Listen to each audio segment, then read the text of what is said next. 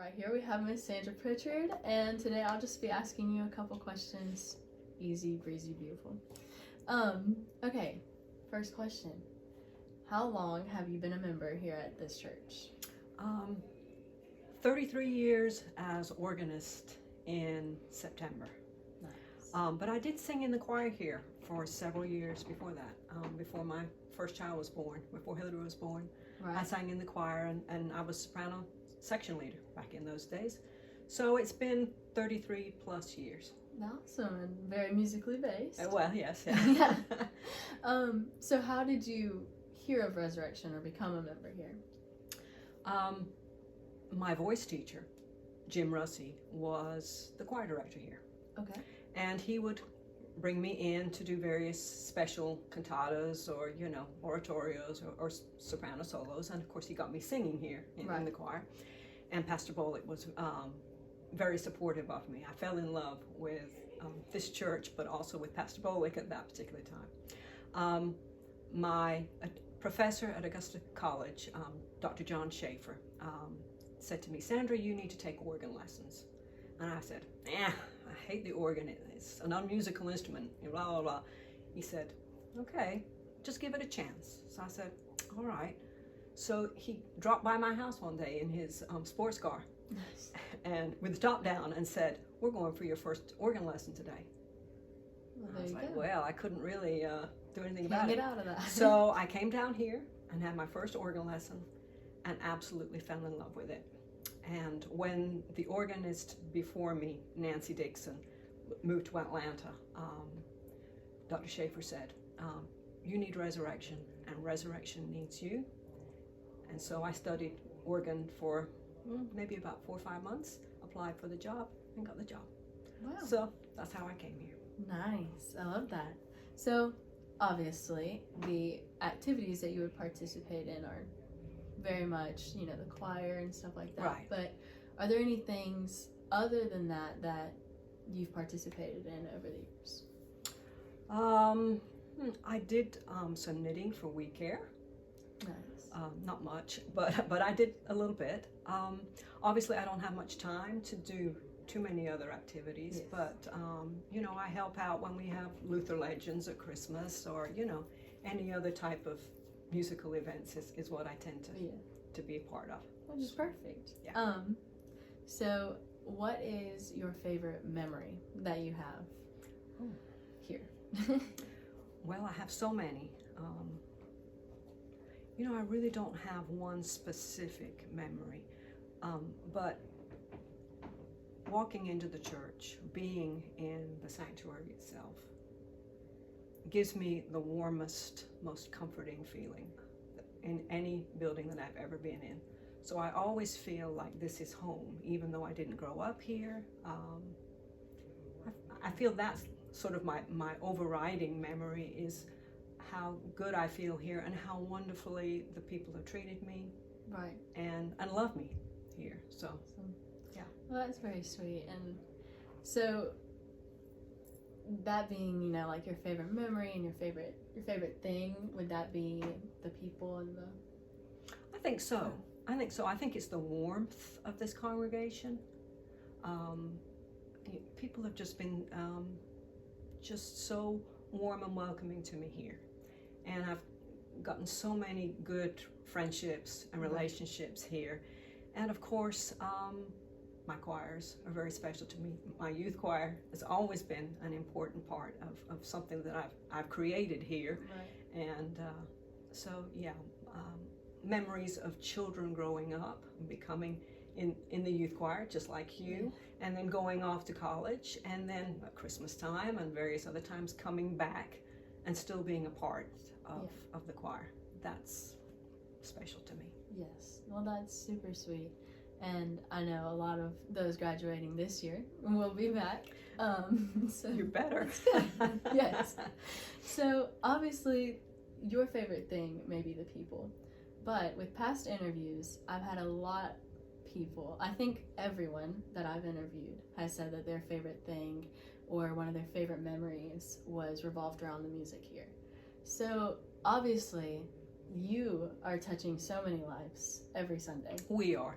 all the music people are. Well, hearing that, what does that mean to you? And like, how does that touch you? Well, I would be, I guess people would say I would be conceited if I said that music is the most important part Right. for me too. But it's not just about me. It's about you, and it's about everybody up in the choir loft, and it's also about the congregation. Right. I mean, we're a church that sings. I have served at other churches where there is no congregational support whatsoever. I just feel like we're just so energetic on Sunday morning. And, I'm glad to be the instigator of that to a certain extent, but it's not just all about me. It's all of us together. Yeah. Oh, that's very, very sweet. Okay, so many great things here at Resurrection AE Music. But what are some things that we could add to the church, or maybe change something that you think would make this church better? Well, I honestly believe that we need to beef up our educational department, our Sunday school, right? Particularly for our children and our young people. Mm-hmm. It has waxed and waned over the years, and I just feel like that if we don't have the children and the youth involved, not just in music, but in in Sunday school, it's going to be a hard road to go down. We just don't have the youth and the children that we need to have. So I think that would be important to me. Okay, yeah, I agree. With that being said, and in your time here, what are some changes that you've already seen that have made our church better or grow? Okay. Obviously, building wise, the educational building that was, revamped in 1997, and the church was revamped. And then, of course, our new Reeser Hall. But one thing that I will say, maybe on a negative note, and I don't like to do that, but back in the day, 30 years ago, Wednesdays and Sundays were sort of sacred days. They were reserved just for church and church activities. Right. And something that I have noticed is that now, all kinds of activities happen on Wednesdays and Sundays. Right. Even soccer games and soccer practice and social and those kind of things. So that's, it's. I wish it were still that way. Right. It sort of makes our job a little bit more difficult to be competing with so many other activities. Yeah, so. Understandable, for sure. So hopefully, when we look into the future, we can see maybe that could change, or maybe we do something that could, help us in that aspect. Mm-hmm. But, I mean, when you look into the future of this church, what do you see, and are there things that have changed, or how do you feel that the future might look? I would like to see us grow. I'd like to, from my own perspective, see our children's and youth choirs grow again. Right. I feel like, and it's not just us, it's a lot of the mainline churches are beginning to shrink a little bit. So I would like to see us maybe get out in the community a little bit more, beat some bushes and try to get some more folk here. Nice. Yeah. That's also been a very common answer. Has it? I agree. I think growing the church and its community would be very beneficial for everyone. Absolutely. So now, kind of touching into how God has influenced you, whether that be in or out of the church. Has He ever, pushed you to try something out of your comfort zone? Yeah, becoming the organist of this church was major out of my comfort zone, because I was just a pianist and a singer. Right. I played the organ before, but not really seriously. But I feel like God gives all of us various gifts, so that we can all come together with all those gifts and make a strong church. He blessed me with so many gifts. But obviously the gift of music is the biggest one, and I knew that from an early age that's a special gift that some people are given, and unfortunately it's not given to all. But really, that's kind of the only gift that I really have. I don't sew, Right. I can't dance. So, of course, yeah, from early on, I knew that I had been blessed with this gift, and of course, my parents nurtured it and supported it, and the people here in this congregation were willing to take a chance on me. Thankfully. Thankfully. Well, I don't know about that, but yeah, I feel that my gifts are pretty evident, and I can't ascribe them to anybody but God. And so, and God put me here in this place. I believe I was called to be here.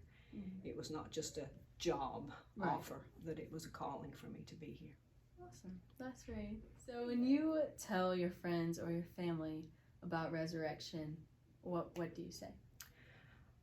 I say it's a warm, inviting, welcoming place with terrific people who care for each other. Yeah, I agree. Thankfully we have that, and we'll continue to have it. Absolutely. So, as we're looking into the future, what is something that you would want future generations in this congregation to know, or what would you say to them? I say, first of all, show up, be here, come to everything that we have. Yes. And, from my own perspective, when I'm gone from here, I want the music of this church to be fine, always fine, and energetic, and have wonderful people like you in my choirs, or in their choirs by then. Yeah. So, yeah. Awesome.